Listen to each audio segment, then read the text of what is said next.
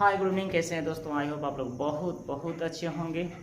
तो चलिए आज स्टार्ट करते हैं। आज क्लास 9 का चैप्टर होगा, जो बायोलॉजी का चैप्टर होगा, और उसमें जो हम लोग पढ़ने वाले हैं वो है सेल यानी कोशिका के बारे में हम लोग पढ़ रहे थे।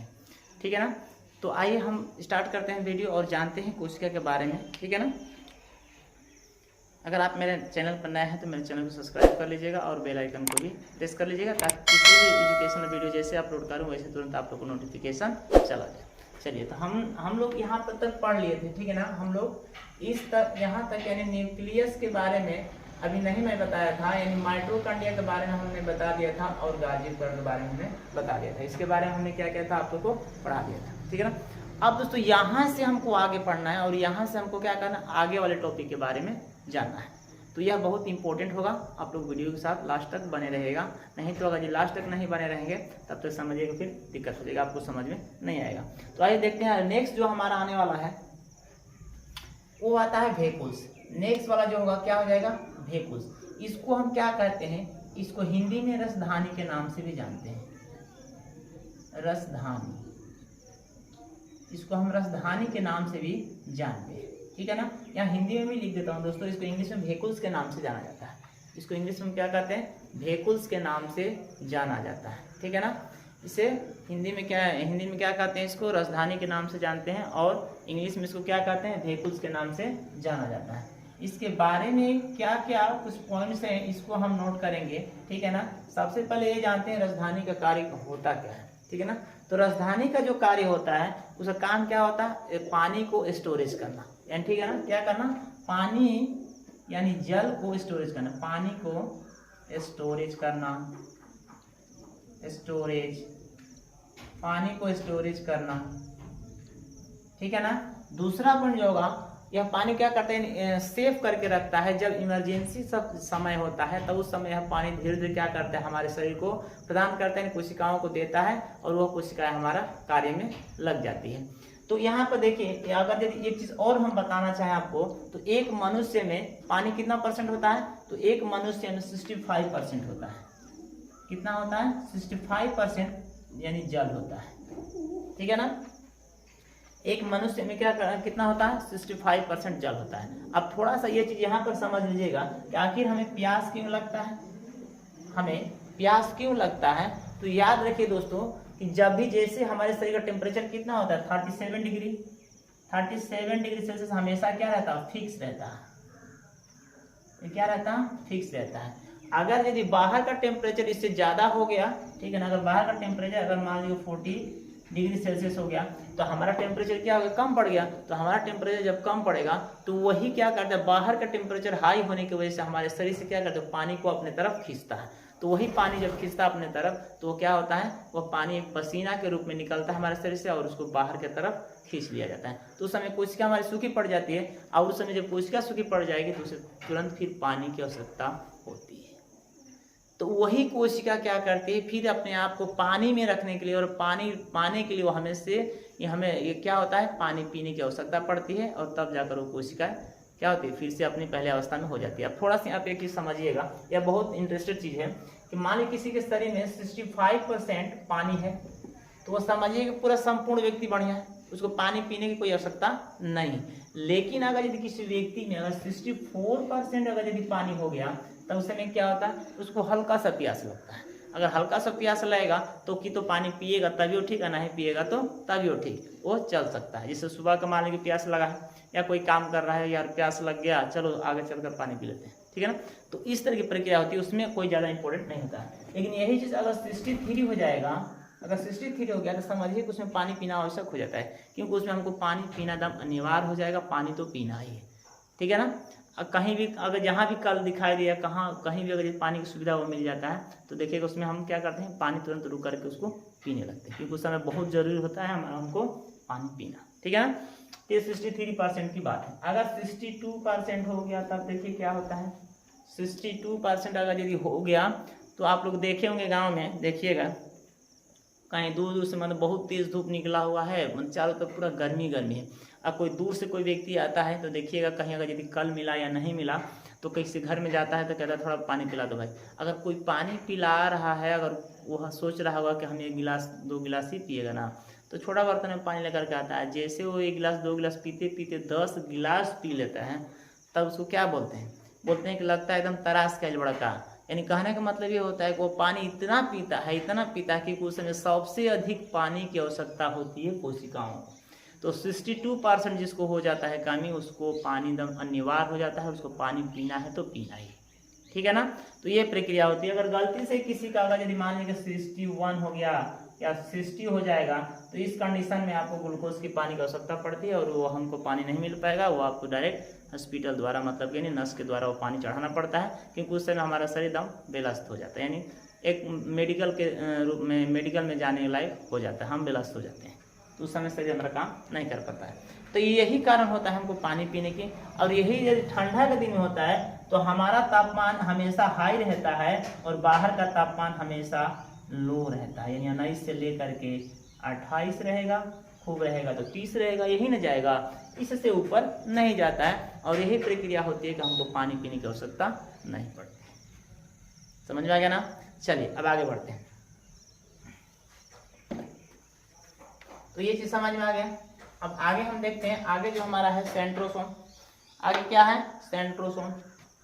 सेंट्रोसोम को इंग्लिश हिंदी में क्या कहते हैं? तारक। सेंट्रोसोम को हिंदी में तारक काय के नाम से जानते हैं। इसका काम क्या होता है भाई? इसका काम भी जानेंगे, थोड़ा धीरज रखो, बारी बारी सबके बारे में हम बताएंगे, बस थोड़ा सा धीरज तो रखिए, घबराने से कुछ नहीं होगा, ठीक है ना। आइए देखते हैं सेंट्रोसोम का काम क्या होता है। सेंट्रोसोम का कार्य होता है कोशिका विभाजन करना। सेंट्रोसोम का काम होता है कोशिका विभाजन करना। कोशिका विभाजन करना यानी कहने का मतलब टूटी फूटी जितनी कोशिकाएं होती हैं वो सारी कोशिकाओं क्या करता है? रिपेयरिंग का भी काम करता है। तो यहाँ पर हम लिख सकते हैं टूटी प्लस फूटी कोशिका। टूटी प्लस फूटी कोशिका को क्या करता है? रिपेयरिंग करता है, बनाता है। हमारे शरीर में कहीं भी अगर यदि कोशिका को विभाजन करने की आवश्यकता होगी या कोशिका की आवश्यकता पड़ती है तो सेंट्रोसोम ही क्या करता है? कोशिका विभाजन करता है, ठीक है ना। अगर वह नहीं होता था हमारे शरीर में कोशिका विभाजन नहीं होता। अब यहाँ पर देखिए, अगर यदि पूछा जाए कि सबसे ज्यादा विभाजन कहाँ होता है? सबसे ज्यादा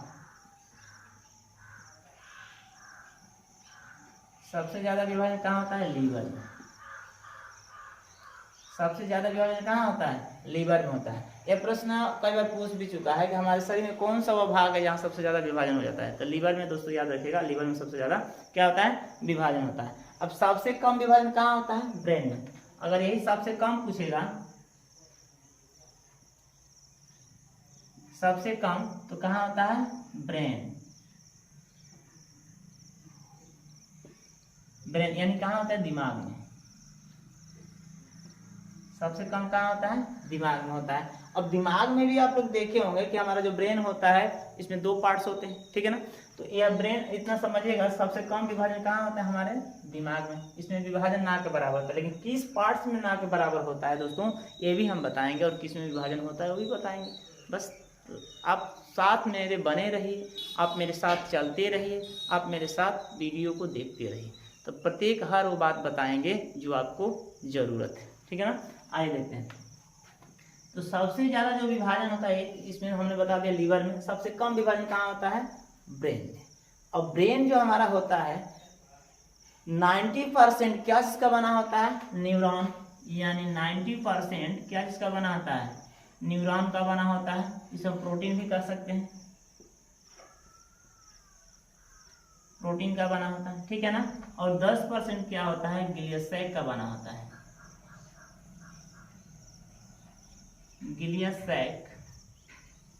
ग्लियसैक का बना होता है। इसी में विभाजन नहीं होता है। इसमें विभाजन होता है, इसमें क्या होता है? विभाजन नहीं होता है। और यही प्रक्रिया होती है दोस्तों कि अगर यदि किसी ग्लियसैक में किसी व्यक्ति का विभाजन हो गया गलती से भी, तो वही ब्रेन कैंसर का रूप धारण करती है। और वही क्या होती है? ब्रेन कैंसर का रूप धारण करने के बाद उस व्यक्ति का जान चला जाता है, ठीक है ना। तो देखिए इस वाले पार्ट्स में इस वाले पार्ट्स में क्या होता है, इसी वाले पार्ट्स में क्या होता है, ब्रेन कैंसर होता है। और इसी वाले पार्ट्स में यदि कोशिका विभाजन हो गया तो समझिएगा क्या होता है, तो उसमें वह कोशिका विभाजन होने के तुरंत बाद वह कैंसर का रूप धारण करती है। कैंसर के 3 स्टेप होते हैं दोस्तों, आपको हम यह बता देना चाहते हैं। अगर यदि मान लीजिए पहला स्टेप में अगर यदि कैंसर होता है तो वो समझिएगा कि वो ठीक हो जाएगा। अगर यदि सेकेंड स्टेप में यदि कैंसर हो जाता है तो उसमें बहुत कम, आधा चांस रहते हैं। सेकेंड स्टेप में थोड़ा बढ़ जाता है। थर्ड स्टेप में पूरा खत्म होने के चांस होते हैं, यानी 90% लोग उसमें क्या होते हैं, मर जाते हैं, और 10% ही लोग क्या होते हैं, बचते हैं। तो ये प्रक्रिया होती है दोस्तों, ठीक है ना। चलिए आगे बढ़ जाते हैं। अब नेक्स्ट जो आएगा ER, नेक्स्ट जो हमारा आएगा ER, एंडोप्लाज्मिक रेटिकुलम के नाम से जानते हैं, एंडोप्लाज्मिक रेटिकुलम के नाम से जानते हैं दोस्तों, ठीक है ना। एंडोप्लाज्मिक रेटिकुलम, और उसको हिंदी में क्या कहते हैं, अंत प्रदत्त जालिका कहते हैं। इसको क्या कहते हैं, अंत प्रदत्त जालिका कहते हैं, अंत प्रदत्त जालिका।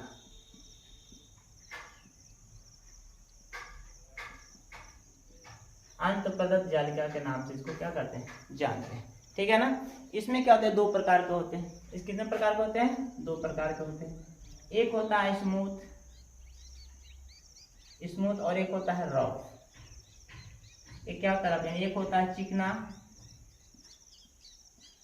और एक होता है खुरदुरा। एक होता है चिकना और एक होता है क्या, खुरदुरा। ये 2 प्रकार के होते हैं। जैसे दोस्तों यहाँ पर हम क्या करेंगे, इसे कुछ इमेज बना लें इस तरह का, ठीक है ना। इसमें हमने क्या किया, इसको डिवाइड कर दिया, इसको 2 पार्ट्स हमने बांट दिया। एक तरफ हमने क्या किया, रफ कर दिया, और एक तरफ क्या, खुरदुरा कर दिया। यानी इधर मान लीजिए क्या हो जाएगा, रफ एंड सॉरी इधर स्मूथ हो जाएगा, इधर हम क्या कर दिए, खुरदुरा बना दिए,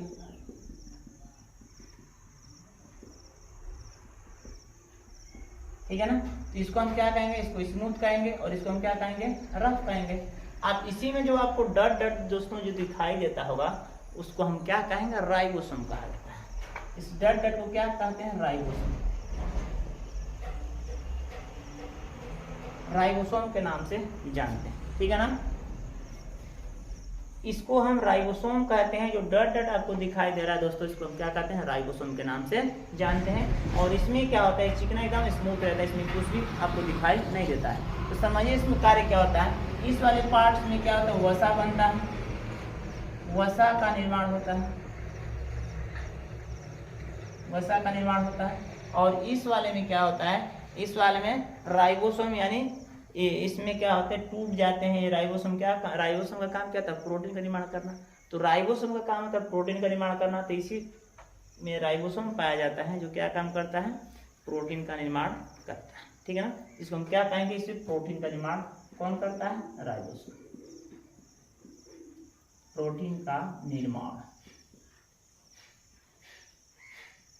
प्रोटीन का निर्माण। यानी एक होता है वसा का निर्माण जो स्मूथ करता है, और दूसरा प्रोटीन का निर्माण करता है कौन, राइबोसोम। तो ये ER जो होते हैं 2 प्रकार के होते हैं। इसको इंग्लिश में एंडोप्लाज्मिक रेटिकुलम के नाम से जाना जाता है। इसको हिंदी में कहा जाता है अंत प्रदत्त जालिका कहते हैं, ठीक है ना। आई होप के दोस्तों आप लोगों को समझ में आ गया। अब आगे बढ़ते हैं। अब अगला जो हमारा है राइबोसोम, जिसको A से दर्शाते हैं। तो राइबोसोम का काम क्या होता है, आप लोगों को पता है। राइबोसोम का काम क्या है दोस्तों, राइबोसोम का काम होता है प्रोटीन, ठीक है ना। इसको प्रोटीन फैक्ट्री कहा जाता है। इसको हम क्या कहते हैं, राइबोसोम को, राइबोसोम को प्रोटीन को फैक्ट्री कहा जाता है।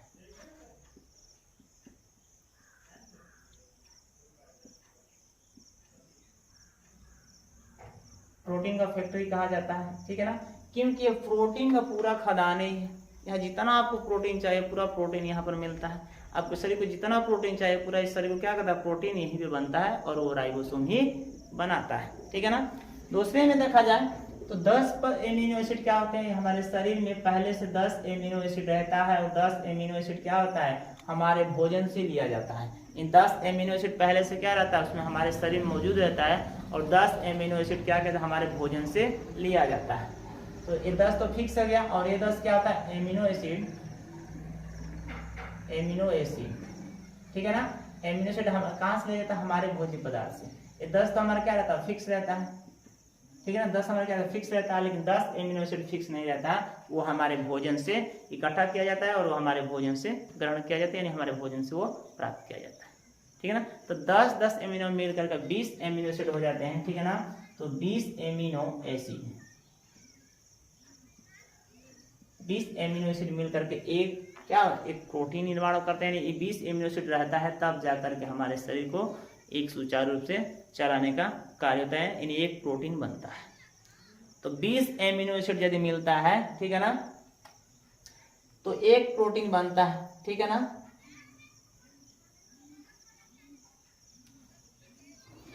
तब मिलेगा तो क्या बनेगा, एक प्रोटीन का निर्माण होता है। जब 20 एमिनो एसिड मिलेंगे तो क्या बनेगा, एक प्रोटीन का निर्माण होता है। ठीक है ना। अब समझ में आया कि 10 एमिनो एसिड कहाँ होते हैं और 10 एमिनो एसिड कहाँ से लाया जाता है। 10 एमिनो एसिड पहले फिक्स रहते हैं, 10 एमिनो एसिड को हमने अपने भोजन से प्राप्त करते, तब जाकर के एक एमिनो एसिड का क्या होता है, प्राप्त होता है। ठीक है ना। अब देखिए, अब यहां पर समझिए प्रोटीन का काम क्या होता है।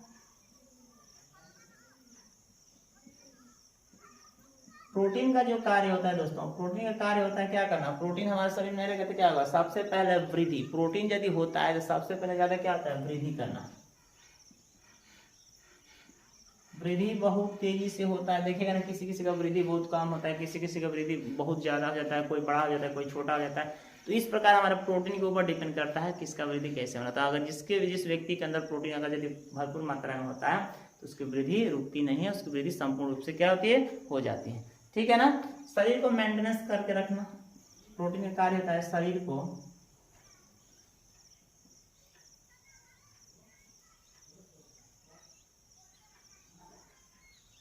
को मेंटेनेंस रखना, ठीक है ना, यानी शरीर को बैलेंस करके रखना किसका काम होता है, प्रोटीन का होता है। ठीक है ना। शरीर को बैलेंस करके रखना, शरीर को किस दिशा में रखना है, कब किस दिशा में कार्य करना, इसको पूरा कंट्रोल करके रखना, शरीर को पूरा बैलेंस करके रखना किसका काम, प्रोटीन का ही काम होता है। दूसरा जो होता है इसका ऊर्जा प्रदान करना। प्रोटीन काम क्या होता है, ऊर्जा प्रदान करना। किसको, हमारे शरीर को। हमारे शरीर क्या काम था, ऊर्जा प्रदान करना। प्रोटीन काम क्या होता है, ऊर्जा प्रदान करना। अगर यदि ऊर्जा नहीं रहेगी तो हम कोई कार्य करने के लिए सक्षम नहीं रहेंगे, कोई कार्य हम नहीं कर सकते हैं। तो इसीलिए सबसे ज़्यादा इंपॉर्टेंट है, अगर कोई काम करना है तो हमें किसकी आवश्यकता है, प्रोटीन की। ठीक है ना। आई होप कि दोस्तों आप लोगों को समझ में आ गया होगा यहाँ तक। अब हम इसको हटाते हैं, अब हम देखते हैं, आपको यहाँ पर भी लिख सकते हैं, क्या दिक्कत है। चलिए ठीक है ना, मिटाएंगे नहीं। यहाँ पर हम लाइसोसोम को अब लिख लेते हैं। लाइसोसोम किसी कहा जाता है, भाई लाइसोसोम के बारे में जान लिया जाए।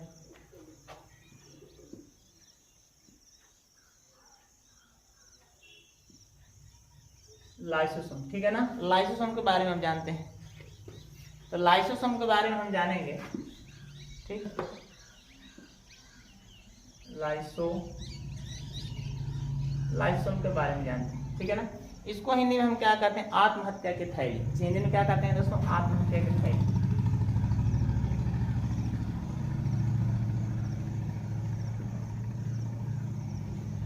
आत्महत्या के थैली के नाम से जाना जाता है। इसे क्या कहते हैं, आत्महत्या के थैली के नाम से हम दोस्तों इसको जानते हैं। आइए जानते हैं इसका कार्य क्या क्या होता है। इसका काम होता है इन सबको सुचारू रूप से क्या करते हैं, चलाते हैं। अगर कोई मान लीजिए कोई कह दिया कि भाई हम काम नहीं करेंगे, तो काम नहीं करेगा तो भाई उसको कहेगा कि भाई तुम काम काहे नहीं करोगे, तो काम नहीं करेंगे, हमारा जो मन नहीं करता है। तो इस प्रक्रिया में क्या करता है लाइसोसोम, क्या क्या काम करता है ये देखते हैं। तो लाइसोसोम का काम क्या होता है, हाइड्रोलाइटिक क्या करता है, एंजाइम छोड़ता है। ठीक है ना। यह जो छोड़ता है हाइड्रोलाइटिक अम्ल छोड़ता है।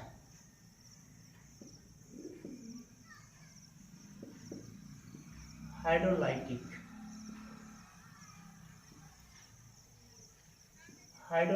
अम्ल क्या करता है, रिलीज करता है। इसको दूसरे शब्दों में एटम बम के नाम से जानते हैं। क्या नाम से, एटम बम के नाम से भी जानते हैं। एटम बम के नाम से भी जानते हैं, क्योंकि छोटा है लेकिन काम इसका बहुत ज्यादा बड़ा है, इसीलिए इसको एटम बम के नाम से जाना जाता है। ठीक है ना।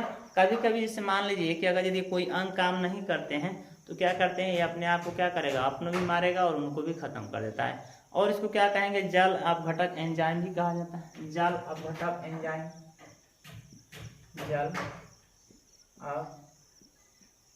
अपघटक एंजाइम। जाल अपघटक एंजाइम, इसको हटा देते हैं दोस्तों, थोड़ा सा दिक्कत हो रहा है, ठीक है ना। जाल घटक एंजाइम के नाम से जानते हैं, ठीक।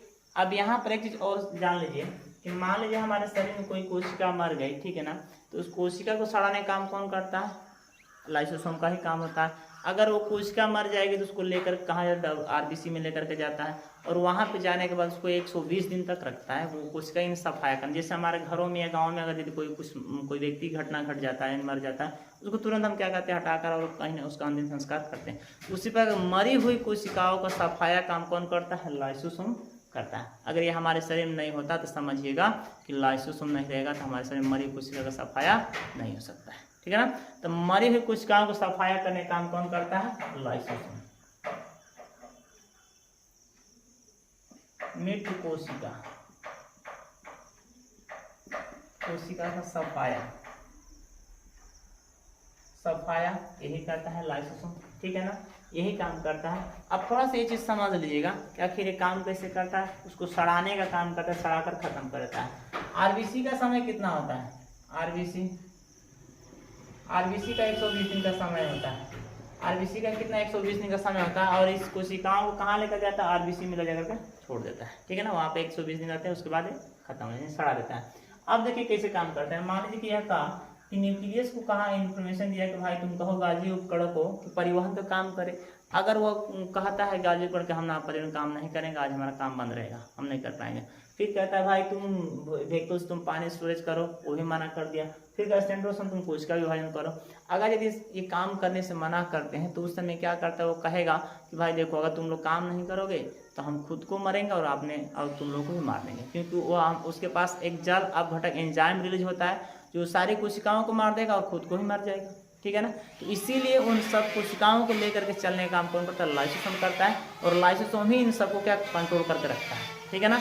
अगर वो सुचारू रूप से काम नहीं करेंगे तो समझिएगा उनको क्या करते हैं, ये खत्म कर देते हैं, ठीक है ना। कहते हैं भाई सुनो अगर तुम काम नहीं करोगे ना तो हम हमारे पास जानते हो क्या है, हमारे पास जाल अपघटक एंजाइम है, तुमको अभी मार देंगे, अरे काम करो। इस तरह क्या करता है, एडवाइस देता रहता है कि भाई तुमको करना है, तुमको करना ये काम करो, तुम ये काम करो, सेंट्रोसोम तुम कोशिका विभाजन करो, ये कुछ तुम पानी स्टोरेज करो। इस तरह की प्रक्रिया क्या करता है, वो करता है। अगर उस स्थिति में अगर यदि कोई अंग काम नहीं करता है तो वही काम होता है, यानी वो अपने आप को क्या करता है, पूरी चारों तरफ फाड़ देता है और अपने आप को भी मारता है और उसको भी खत्म कर देता है। तो इस प्रकार के दोस्तों इसमें मतलब क्या होता है, पाया जाता है। ये चीज समझ में आ गया। आइए आगे चीज समझ लेते हैं। लास्ट में केंद्रक जो बचा है, केंद्रक के बारे में समझते हैं। केंद्रक समझिए, मुझे उम्मीद समझ में आ गया आप लोग को।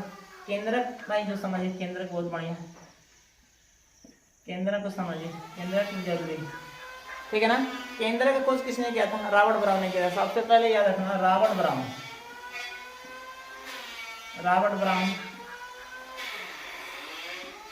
केंद्र खोज किसने किया था, रॉबर्ट ब्राउन ने किया था, ठीक है ना। इसका काम होता है सबको गाइड करना। केंद्र का काम होता है सारे अंगों को क्या करना, गाइड करना, देख रेख करना, कौन कैसे काम करता है, कौन कैसे काम नहीं करता है। जैसे हमारे घर में एक मुखिया होता है ना, हर चीज को देख रेख करता है, उसी प्रकार केंद्रक होता है सारे अंगों को क्या करता है, गाइड करता है, सबको देख रेख करता है, कब कैसे काम करना है, कैसे काम नहीं करना। याद रखेगा ये 90% प्रोटीन का बना होता है, 90% प्रोटीन,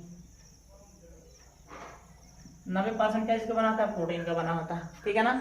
और 10% जो होता है डीएनए और आरएनए का बना, 10% डीएनए प्लस आरएनए,